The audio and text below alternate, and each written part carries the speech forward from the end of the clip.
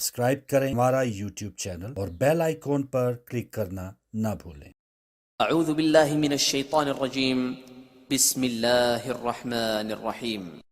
जब अजान होगी तो उसके बाद फिर हम खुदा करीम की तरफ हम सबको मुतवज्जा हो जाना चाहिए। और याद रखिए कि जब जलूस में जाएं और नमाज का अजान का वक्त हो जाए तो अपने बेटों को ये पैगाम दे देना कि वहाँ पर जमात कायम करवा देना, क्योंकि हुसैनी हो, गाजी के अलम को उठाने वाले हो। अगर तुम नमाज नहीं अदा करोगे सब कुछ हो सकते हो, लेकिन इमाम के अवान अनुसार में शामिल नहीं हो सकते हो। याद रखो, अगर माँ अपने बेटों को बेदार नहीं करेगी तो दुनिया तो आई है सुलाने के लिए कि उनकी रूह को भी मार देगी और उनकी जिंदगी को भी खत्म कर देगी। जिम्मेदारी है, यहाँ बैठे हो तो सीख कर जाओ, जान कर जाओ, खुदा करीम की बारगाह में दुआ के तलबगार होके जाओ कि परवरदिगार जितना कमाल अब अब्दुल्लाह इमाम हुसैन के अवानो अंसार को अता किया है, परवरदिगार हमें भी सरकार के सदके में अता फरमा दे, क्योंकि हमें हुज्जत खुदा की आवाज पर लब्बैक कहना है। कैसी थी वो माएँ कि जो अपने जवानों को लेकर बैठी हुई हैं। और मुझे याद है आज तक, क्योंकि हमने कुछ फंड इकट्ठा किया था कि जो कोयटा वालों को हज़ारा वालों के लिए भिजवाया गया था। जब मेरी किसी से बात हुई तो कहने लगी कि मेरा भाई जो था ना वो नौजवान था और उसके चेहरे पर बहुत हल्का रुआं था, लेकिन मरने के बाद 3 दिन जब हम उनके जनाजे लेकर बैठे रहे उसके दाढ़ी निकल आई थी। यानी जिंदगी यहाँ हयात है, मौत नहीं है, फना नहीं है, बल्कि बका है।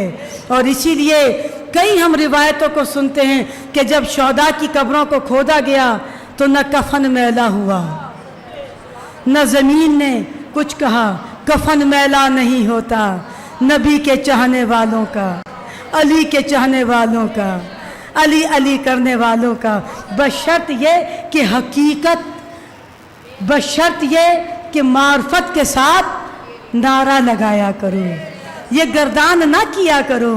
हर एक मीज़ान में तोला, हर एक मीज़ान में तोला। और वो मीज़ान क्या है? मेरा किरदार, ज़हरा ज़ैदी का किरदार, सुबह कैसे की थी, शाम कैसे की थी, लोगों के साथ रवैया कैसा था, ज़हरा ज़ैदी अपना मुहासबा किया कि नहीं किया?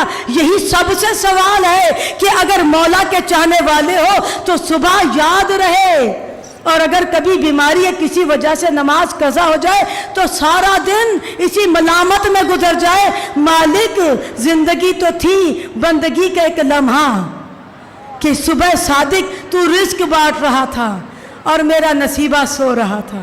इस फर्श अज़ा से दुआ करते हुए परवरदिगार अपनी बारगाह में आने की तौफीक अता फरमा दे। यानी कैसी बात है, उसने दरबार सजा दिया, उसने दस्तरखान लगा दिया, आजा मेरे बंदे आजा, ये सब कुछ तेरे लिए है और हम पड़े सो रहे हैं। बेटा आया थक कर कि जनाब इसने बड़ी मेहनत की, नहीं सोने दो, ये माँ सुला देती है, उसके मुकद्दर को सुला देती है।